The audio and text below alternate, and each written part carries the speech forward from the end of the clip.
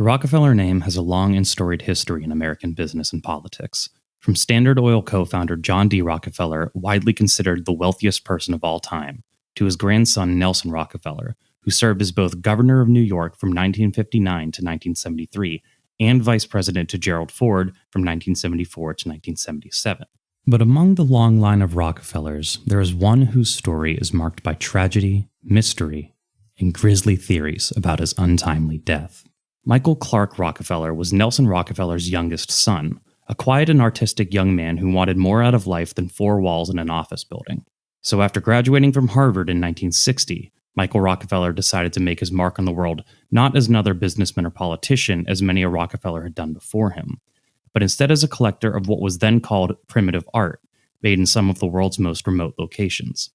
But a year later, on a trip to Dutch New Guinea, the small boat transporting Rockefeller and his companion Rene Wassing capsized roughly 14 miles from the shore. Rockefeller felt he could make it to land and swam off into the water, never to be seen again. What followed was a media whirlwind, as the son of New York's governor and the scion of America's most famous millionaire family remained missing despite an enormous search effort. And not only was Rockefeller never found, but when the case was later reopened, some concluded that he did in fact make it to shore, where he was killed and cannibalized. You're listening to History Uncovered, brought to you by the digital publisher All That's Interesting, where we explore the uncharted corners of the natural world and the world past.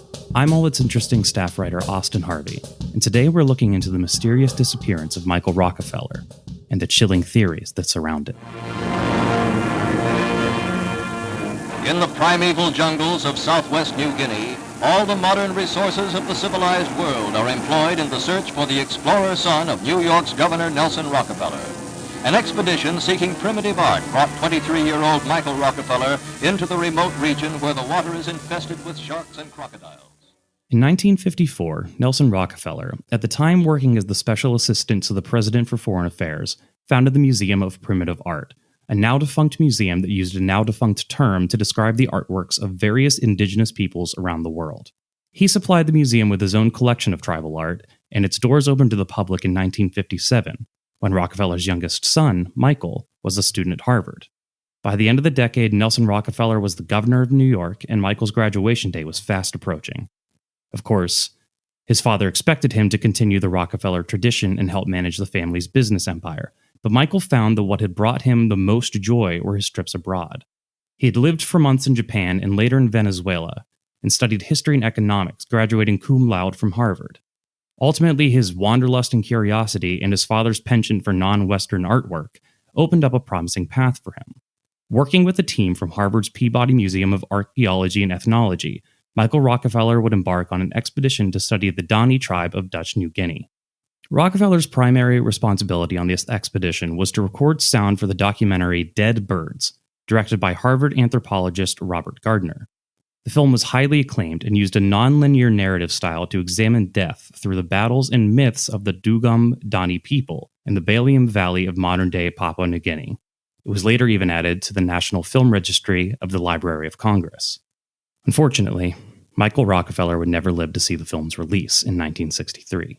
While working on the film, however, Rockefeller and a friend from the expedition broke from the main group for a time to study a southern tribe known as the Asmat.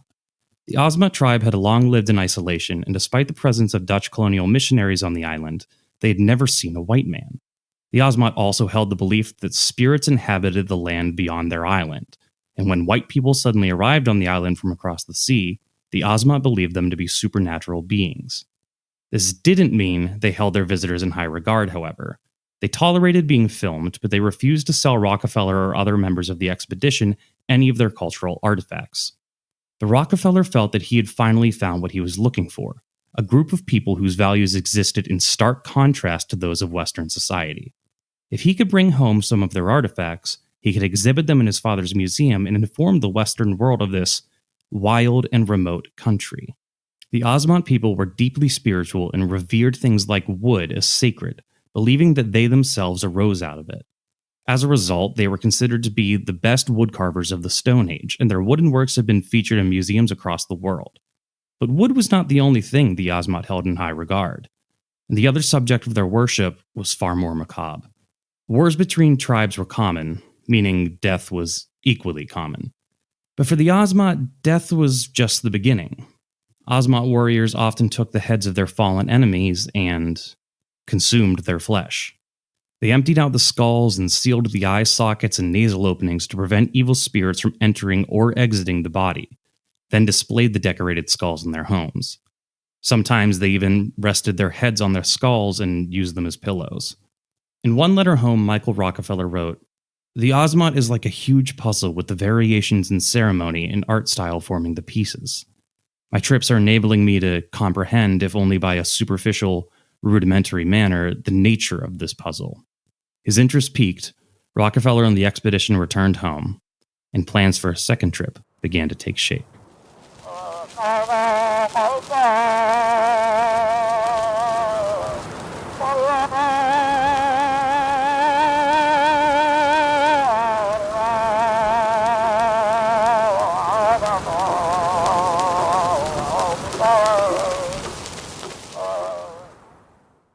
Almost immediately after returning, Michael Rockefeller laid out his goals for a second expedition. He corresponded with Adrian Gerbrans, the deputy director of the Dutch National Museum of Ethnology, who had been conducting fieldwork in Asmat, and had assigned to him a government anthropologist named René Wassing from the Dutch New Guinea Department of Native Affairs. Rockefeller was sure that his exhibition of Asmat art was going to be the greatest the world had ever seen. So in October 1961, Rockefeller and Wassing returned to Asmat and talked a Dutch patrol officer into selling them his small handmade boat. Rockefeller carried numerous goods for bartering, including steel axes, fishing tools, cloth, and tobacco. Over the course of 3 weeks, the duo visited 13 villages and managed to put together a sizable collection of Asmat works, including bamboo horns, spears, paddles, shields, drums, and bowls. But what fascinated Rockefeller the most was the traditional biche pole, an intricately carved wooden pillar used in Asmat rituals and religious ceremonies that he described as inviolate for the encroachment of Western commercialism upon Asmat art. On November 18th, Rockefeller and Wassing set off once again along the coast of the Arafura Sea, intending to meet up with a priest named Cornelius von Kessel, the sole person who knew the wild regions of southern Asmat well.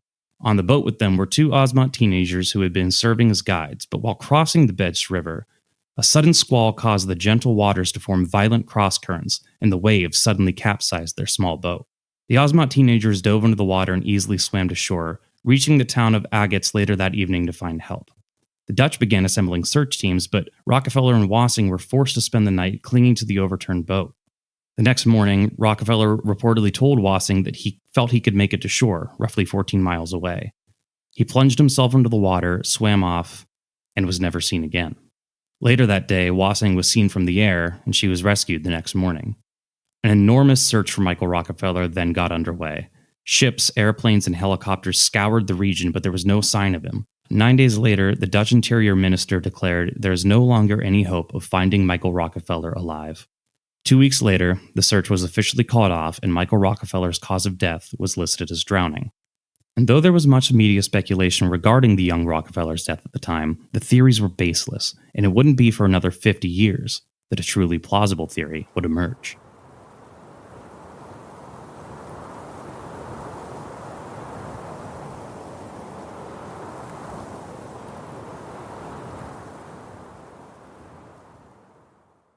In 2014, National Geographic reporter Carl Hoffman released a book titled Savage Harvest, a tale of cannibals, colonialism, and Michael Rockefeller's tragic quest for primitive art.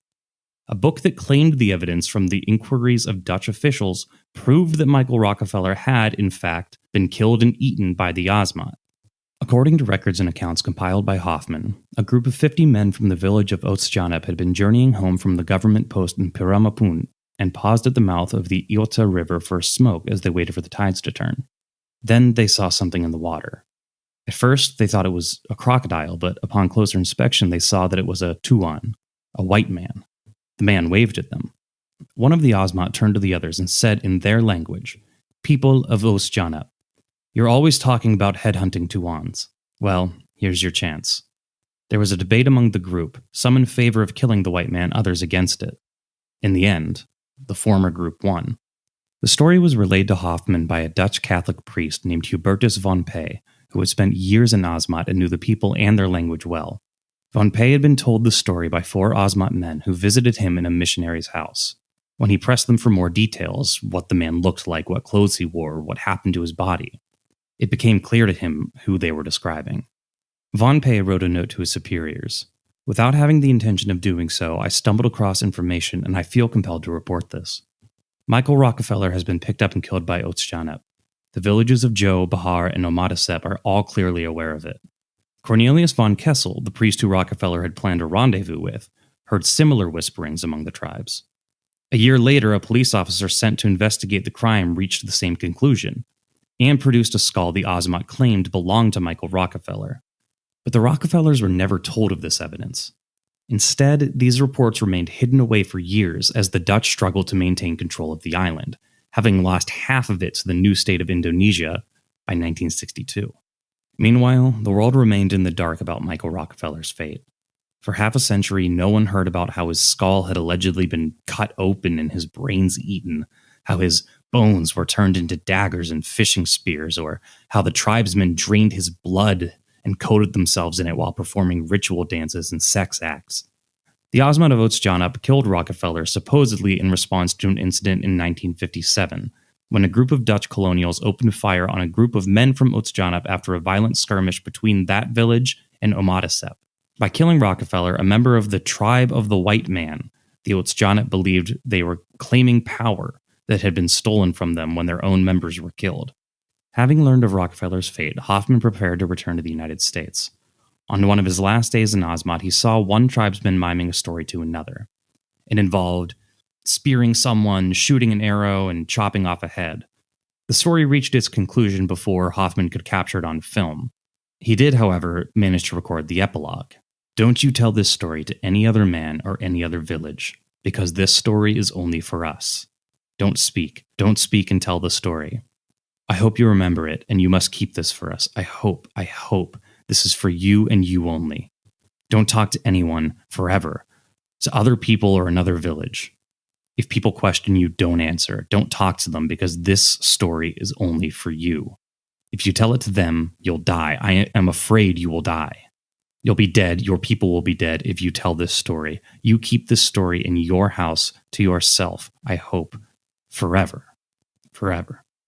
Hoffman believes the tail end of the story he caught was a recounting of Michael Rockefeller's death, that Rockefeller had been killed by the Asmat as a proxy for the white men who killed their fellow tribesmen. Given how much time has passed since Rockefeller's disappearance, though, it's impossible to know if Hoffman's theory is correct. Still, it is the theory that makes the most sense.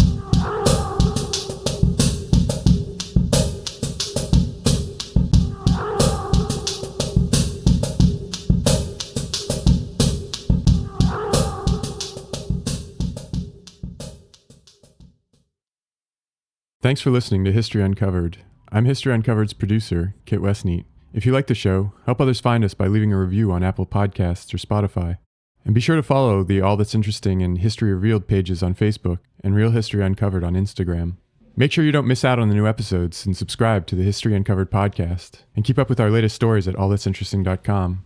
If you have a question about the show or just want to say hi, feel free to call us at 929-526-3029.